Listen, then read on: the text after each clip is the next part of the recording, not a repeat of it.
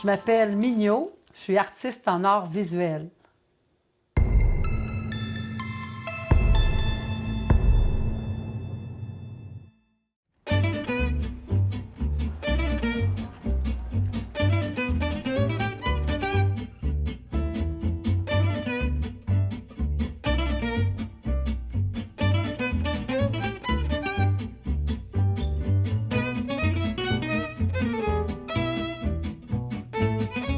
Tous les marchés aux puces, ce sont mes grands mentors, moi, là.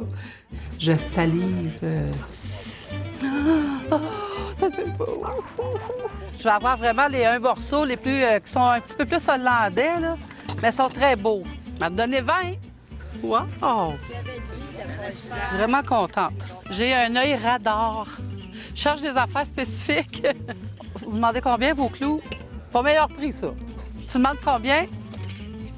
Ah, il y a vraiment une belle collection, lui. Les brocantes, j'en ai fait pendant près de 8 ans. Puis les brocantes, ça, c'est l'amour des objets. Hein? J'aime les antiquités, j'aime ce qui est ancien, j'aime l'histoire. Glisser le tabac là-dessus et couper le tabac. Bien, pour vrai, c'est la première fois que je vois ça.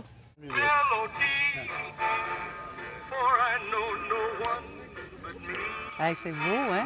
Hey, vous avez choisi une belle toune avec ça. C'est beau, hein? C'est super beau. C'est beau, hein?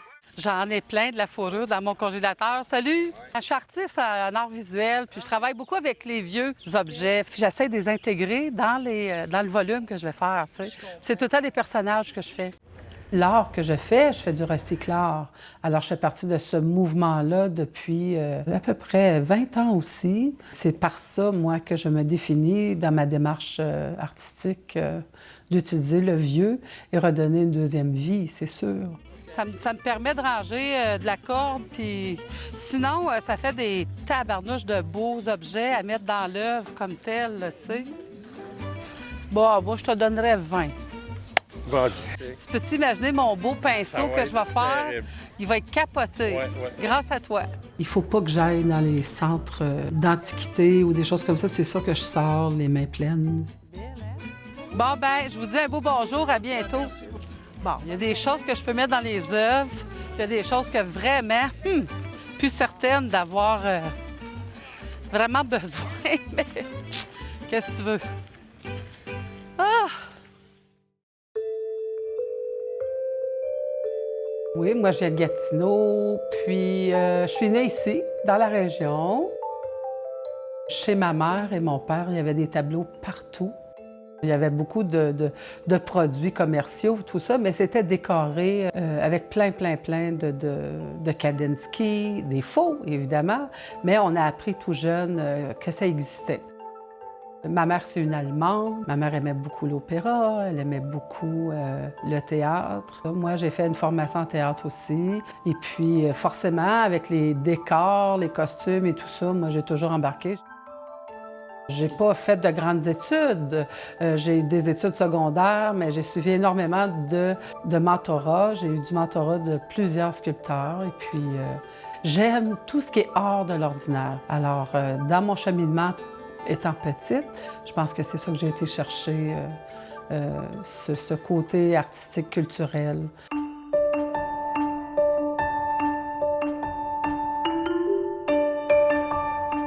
Je suis contemporaine parce que je vis de ce qu'on a dans nos poubelles puis de ce qu'on a de trop. Je suis très sélective dans l'objet parce que j'aime le bois, le cuir, le fer. J'essaie de ne pas intégrer de plastique et tout ça. Mais voilà, je suis vraiment un sculpteur recycleur. Je vis de mon époque avec des vieilles choses qui traînent depuis bien longtemps. J'ai une démarche plastique, puis c'est mon écriture. Il n'y a pas personne qui fait ce que je fais là, dans la région, puis ça fait 20 ans que je fais ça.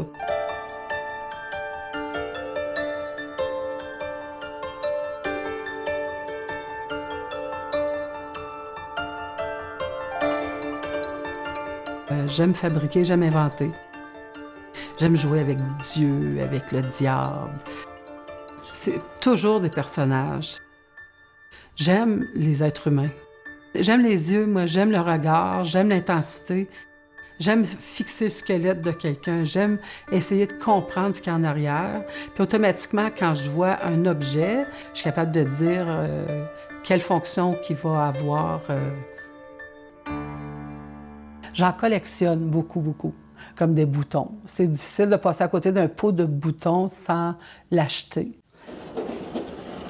Ce qui est passionnant, c'est toujours de les séparer par époque, tu sais, les années 20, les années 30, les années 40.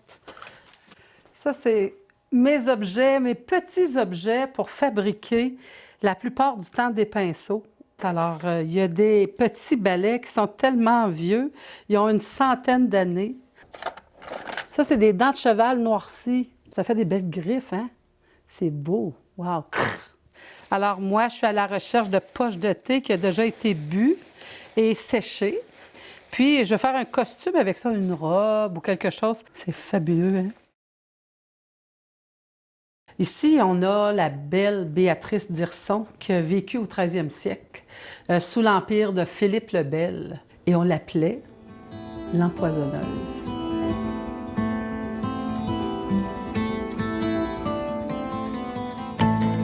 Je pense que je me sers de l'histoire beaucoup, beaucoup. Quand j'avais lu Maurice Druon, Les Rois maudits, je pense que je me suis pété ça comme 4 fois dans ma vie, tu sais. Ça m'a tellement allumée, c'était tellement riche au niveau des personnages. Puis je me suis dit, je vais les faire, tu sais. Ici, c'est le Templier, hein? Le corps, en dessous de ça, c'est le corps de mon conjoint.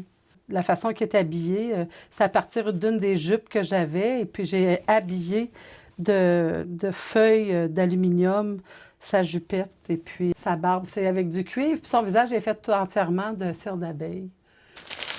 Lui, son nom, c'est Ptolomée. Il est fait à partir de marteaux de piano.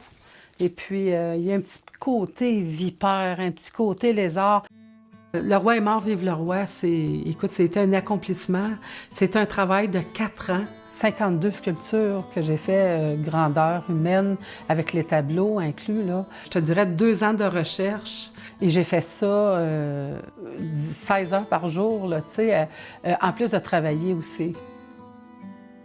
Ici, on voit la belle Mao d'Artois. Elle a une robe jusqu'à terre, là. Elle était assez dangereuse. C'était la seule femme qui pouvait siéger à la table du conseil du roi. Alors, c'était vraiment... Elle, c'était la belle-sœur de Philippe le Bel. Lui, c'est le gisant de Philippe le Bel quand il est mort. Puis c'est le visage de mon Paul. Sauf que j'ai grossi le nez parce que... Mais il a ses grosses babines et sa moustache. C'était intéressant. J'en ai fait beaucoup qui sont, ce sont des sculptures intérieures. J'en ai quelques-unes à l'extérieur. Alors ça, c'est autre chose. C'est une autre façon de réfléchir. J'ai un super dragon qui est au centre Carmen.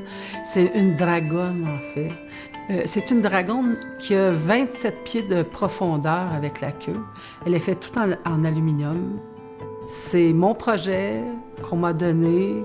J'ai engagé des amis. On a fait ça à 4. Tu peux aller t'asseoir tout en dessous, là, puis tu peux y parler. Elle entend très bien.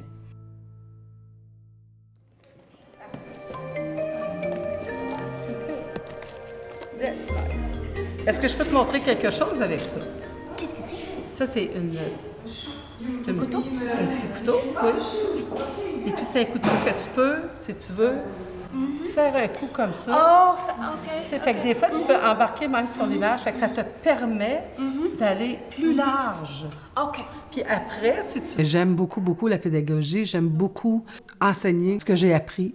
Travailler avec des gens qui sont débutants, ça peut être le fun parce que tu vas me montrer quelque chose, puis eux autres, ils veulent boire, ce sont des éponges. Fait que ça aussi, c'est le fun. Tourner. Le bâton, l'important, c'est ça, là.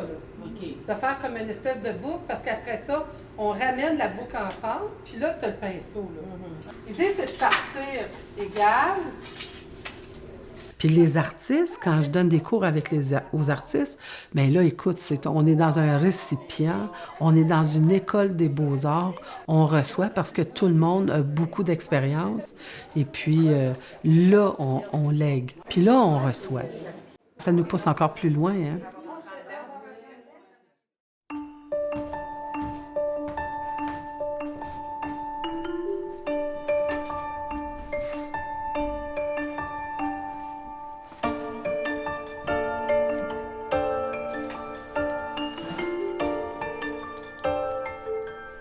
Alors, présentement, je suis dans une période où est-ce que je fais beaucoup de moulage, soit de mon corps ou soit du visage, parce que je suis en train de préparer une prochaine exposition qui va être en janvier 2020. Et puis, ça s'appelle l'Odyssée du visage. Ce que je fais, c'est que je fais des plastrages de mon visage parce qu'à chaque journée, quand on fait nos visages, ils sont presque toujours différents. Il se passe plein de choses dans nos vies. Des fois, on vit des deuils, des fois, on vit de la peine, des fois, on est très heureux et ça paraît par toutes sortes de mouvements mimiques qu'on peut avoir au niveau du faciès, au niveau du visage. Alors, c'est ce que je fais présentement.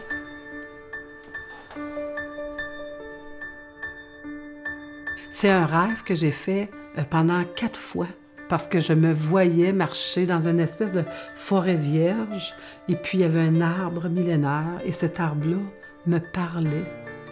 Puis il m'a livré des noms, il m'a livré de l'information. C'était comme une révélation des dieux, dont la belle Willendorf. Là. C'est la déesse Willendorf qui va naître très bientôt parce qu'elle n'est pas terminée.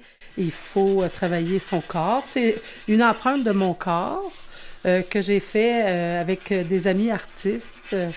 Je trouve que Willendorf, c'est une des plus vieilles déesses de la Terre. Pas je trouve, c'est la plus vieille déesse. On en a trouvé 50 000 copies enterrées un peu partout. Elle mesure pas plus que 8 cm. Puis il y en a eu. Qu'est-ce qui est arrivé à ça, tu sais? Moi, je me suis dit, hey, quand je me regarde, j'ai un petit côté Willendorf. Moi, je vais me faire peut-être une 50aine de fois que je vais prendre les traces de mon visage, mais je vais faire aussi une 50aine de personnes qui m'entourent, qui font que je suis la mignot que je suis là.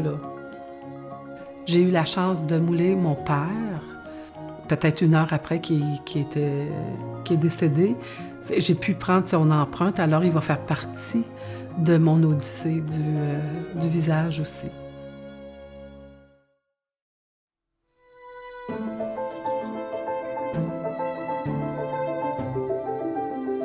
Moi, je pense que l'art, c'est la poésie du palpable. Tu sais, je crois beaucoup à la beauté, moi.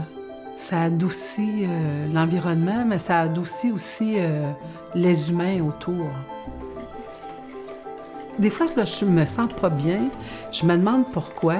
C'est parce que je suis pas descendue à l'atelier. J'ai pas fait quelque chose. Il faut que je sois constamment en projet de création. Vraiment, là, c'est très égoïste. Hein? Je crée pour moi. Parce que j'ai des choses à dire, j'ai des choses à faire. Mes mains, là, elles peuvent pas s'arrêter.